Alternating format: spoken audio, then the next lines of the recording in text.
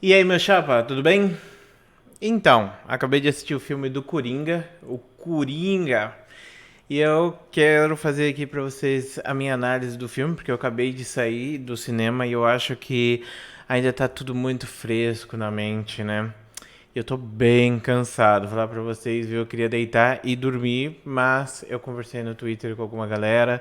Eu acho que é uma boa hora pra falar sobre a minha opinião sobre esse filme. Bom, eu fui reconhecido hoje no cinema, fiquei bem feliz de verdade. Eu sempre fico muito feliz quando as pessoas me reconhecem, quando eu tô andando na rua, coisa do tipo.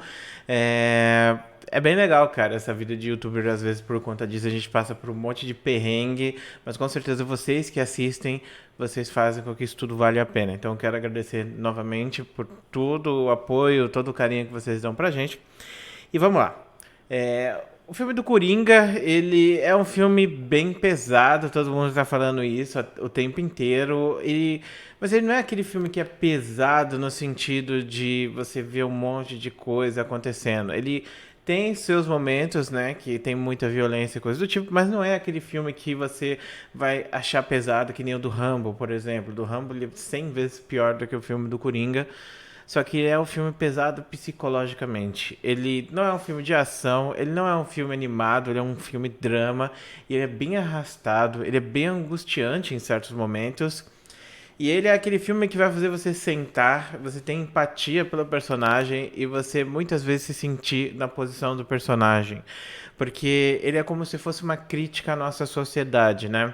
Muitas pessoas já estão falando isso na internet, inclusive eu não vou dar spoiler sobre o filme aqui pra vocês, mas é o seguinte, o Coringa originalmente ele caiu num negócio lá num tonel de toxicidade, e ele acabou se transformando por conta disso, né? Mas o Coringa novo, esse Coringa do filme do Joaquin Phoenix, ele caiu na sociedade e ele fica louco basicamente por conta disso. A gente vê vários traços, né, de loucuras no Coringa e eu quero fazer esse elogio a quem escreveu o roteiro, porque ficou muito realista o personagem, porque a gente tende a pensar que a doença mental acontece de uma maneira específica. Por exemplo, aquele cara é X, esse cara é Y, e você nunca pode ter os dois no mesmo lugar. E no caso do Coringa, ele tem. Ele é sociopata, ele tem transtorno obsessivo compulsivo, ele tem uma síndrome, né, de ficar rindo, gargalhando aleatoriamente, assim como tem pessoas, por exemplo, que falam palavrão aleatoriamente também. Então tem vários bugs desse tipo e ele tem vários problemas, né? Você vê que isso tudo vai juntando até você criar esse personagem, essa amálgama de desgraça que é o personagem, basicamente.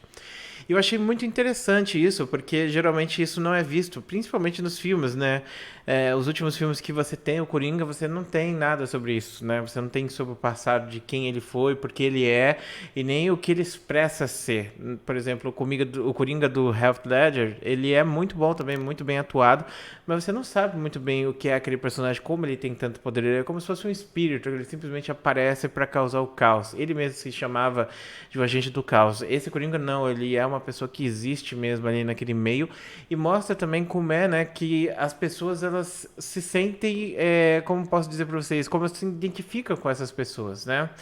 E para mim isso foi o mais assustador do filme, sabe? Porque o que você está assistindo ali é como surgem, né, esses malucos, essas pessoas grandes, essas pessoas famosas que fazem esses grandes genocídios e coisas do tipo. Por exemplo, Hitler, ele surgiu dessa maneira, né? Tem outras personalidades, né, da história que surgiram da mesma maneira que o Coringa, né? Pessoas que sofreram muito dentro da sociedade, acabaram se tornando sociopatas e carregaram essa negatividade, sabe?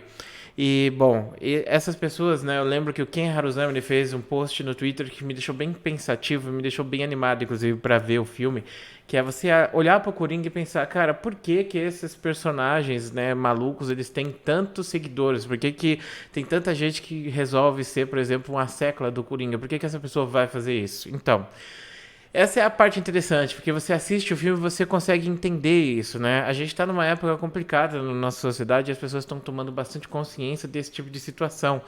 E você vê por que, que as pessoas seguem tanto esses malucos, por que, que as pessoas elas seguem tantas pessoas políticas, né?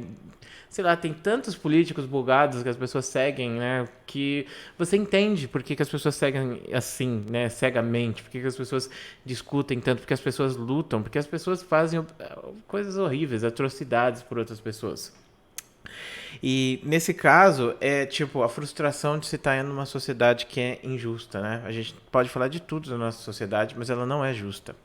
A gente tem pessoas que merecem muito, tem muito pouco, a gente tem pessoas que têm muito e não merecem nada, a gente tem uma grande desigualdade, pessoas muito pobres, pessoas muito ricas, pessoas que esbanjam demais, pessoas que vivem dentro de bolhas maravilhosas, e isso é muito problemático na nossa sociedade e obviamente isso gera muita frustração.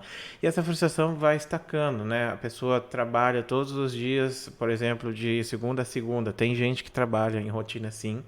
A pessoa não tem folga, a pessoa trabalha mais de 12 horas por dia. Às vezes a gente não pode trabalhar 12 horas por dia, mas tem algumas profissões que cobram isso, né? E não tá, tipo, tá lá na lei que não pode, mas quem disse que isso vai fazer diferença? Inclusive, às vezes você fica na questão, né? Se eu não fizer isso, eu vou ser demitido e eu não vou ter meu ganha-pão. Então, a maior parte das pessoas, elas aceitam esses abusos, né? Elas aceitam ser ofendidas pelo seu chefe, coisas do tipo. Então, acho que todo mundo já passou por uma situação assim.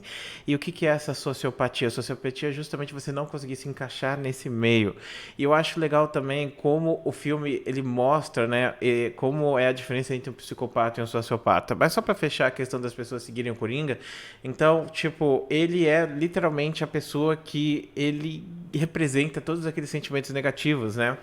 A gente tem aqui no Brasil muitas pessoas com raiva da política, e aí você tem o Tiririca, que é uma pessoa totalmente de fora, uma pessoa que simplesmente estava lá para trollar, e ele recebeu muitos votos, e ele virou deputado, porque as pessoas fizeram esse voto como uma forma de protesto ao sistema todo, né?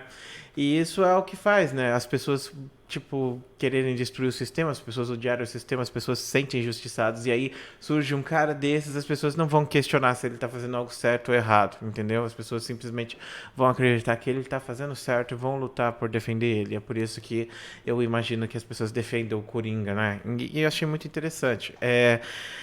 Obviamente vai ter muitas pessoas, né, já utilizando, obviamente, o Coringa como imagem, né, pessoas que são pressionadas na sociedade. E agora eu quero falar sobre a diferença entre o psicopata e o sociopata. O psicopata e o sociopata são pessoas extremamente narcísicas, então são pessoas que olham muito para dentro de si, são pessoas que pensam muito em si antes das outras pessoas. Então, o mundo existe em torno dela, o mundo existe para girar em torno dela. Os dois problemas surgem dessa maneira. Só que no caso do psicopata, ele não consegue ter empatia pelas outras pessoas. Às vezes dizem que isso é um distúrbio na cabeça da pessoa que faz acontecer e você já nasce com isso. Mas o sociopata, ele é muito parecido, só que a diferença é que ele consegue isso, né? Ele conquista isso através de muita pressão, de muitos traumas, entendeu? Ele vai ficando anestesiado de certa forma. Então, no caso do psicopata, muitas vezes a gente vê muitos psicopatas em posições grandes, né? Tem vários políticos que são psicopatas. O cara, numa canetada, ele acaba com a vida de milhares de pessoas, entendeu? Então, isso é ser psicopata. E tem psicopata, obviamente, que as pessoas pensam que o psicopata geralmente é um assassino, coisa do tipo, mas não é assim que funciona. Tem muitas pessoas que são psicopatas, mas elas não desenvolvem isso. Só que a gente vê os crimes, né, do psicopata como uma coisa ridiculamente cruel e brutal, porque ele não tem essa parte da empatia, e aí soma, né, com as questões que ele sofre muito, como posso dizer para vocês, ele tem muitos traumas, isso vai se desenvolvendo até virar essas doenças mentais. No caso do Coringa, a gente vê que ele sofre muito na sociedade, ele tem muitos problemas. Você vê, cara, velho, às vezes você tá assistindo o filme, se ele não fosse virar um super assassino, coisa do tipo, você ficaria com pena dele pelas coisas que aconteceu durante a vida dele, sabe? O cara só apanha a vida toda.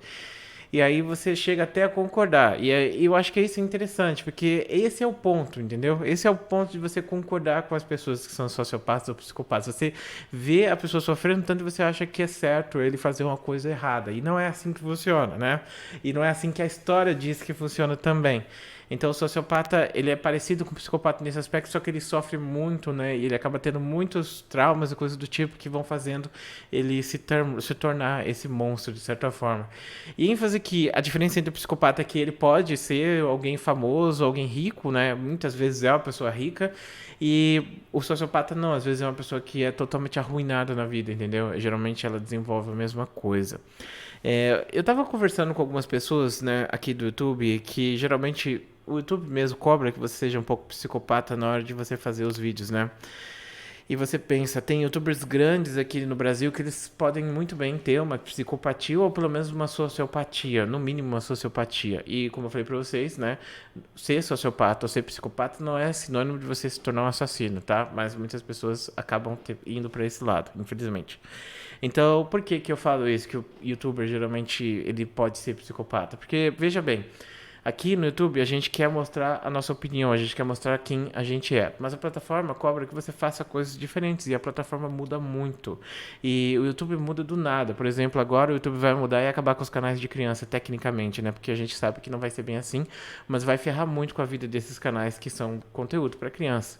E aí, o que que acontece? Essas pessoas que fazem esse conteúdo fazem por amor, e elas não podem mais fazer isso. Não porque não tem gente querendo assistir, porque tem, mas porque o YouTube não quer que aconteça. E aí essas pessoas têm que se adaptar. Inclusive, o YouTube vai dar meses para essas pessoas se adaptarem, ou seja, se reescreverem completamente, fazer tudo do zero. E o problema do YouTube é justamente esse. Você está falando comigo, eu estou passando uma parte da minha experiência para você. E se o YouTube não quer que essa experiência seja passada adiante, o que que vai acontecer comigo? Eu vou ter que mudar completamente a minha experiência, vou ter que mudar a minha opinião.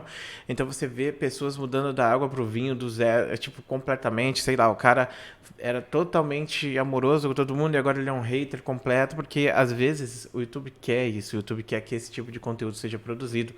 E a gente vai mudando, mudando, mudando. E os que crescem mais dentro da plataforma são justamente os que conseguem se adaptar dessa forma, os que são mais psicopatas ou sociopatas nesse aspecto, entendeu? Então, ser psicopata ou sociopata, na maior parte das vezes, pode não ser uma coisa negativa para você, embora, com certeza, ter qualquer transtorno seja uma coisa que vai te limitar, né? Então, você vai sofrer com isso, né? E você vai ter problemas futuramente também. Bom, de qualquer maneira, achei que foi um filme bom, muito bem feito, com uma técnica muito boa. O Joaquim Phoenix estava perfeito, ele conseguiu transmitir muito bem o que é ser um doente mental. E, bom, podia ser qualquer nome ali, podia nem ser o Coringa, que você conseguiria achar um filme bom, sabe? Não é só porque é do Batman, só porque é o Coringa que vai ser um filme bom, não. Ele é um filme muito bem feito mesmo. E eu gostei, eu achei muito legal ele. É um drama bem pesado, mas, enfim, não é aquele filme que você assiste e vai esquecer. É um filme que com certeza vai dar muito o que falar por muitos anos, né? E tem muitas pessoas com medo, né, que aconteçam coisas por conta desse filme, pessoas justificando ações negativas por conta desse filme, porque como eu falei para vocês, tem muitas pessoas que são sociopatas dormentes, digamos assim, na sociedade. Mas, enfim, isso é uma coisa que a gente vai ter que esperar para ver, né? Isso o tempo vai dizer. E, bom, as injustiças estão aí, né? Infelizmente, a gente só pode aceitar e tentar fazer o melhor possível, né? Tentar melhorar a vida das outras pessoas, tentar ser melhor com os outros. Eu acho que isso é o que, se todo mundo fizesse e pensasse assim, a gente não teria tantas injustiças, tantos problemas, tantas situações assim. Mais empatia, né? Bom, essa foi a minha opinião. Eu acabei de sair do cinema, então provavelmente eu devo ter muitas coisas que eu vou mudar de opinião conforme o tempo vai passando, porque muitas coisas vão se assentando na mente. Mas essa foi a minha primeira impressão do filme, beleza? Beijo e até depois.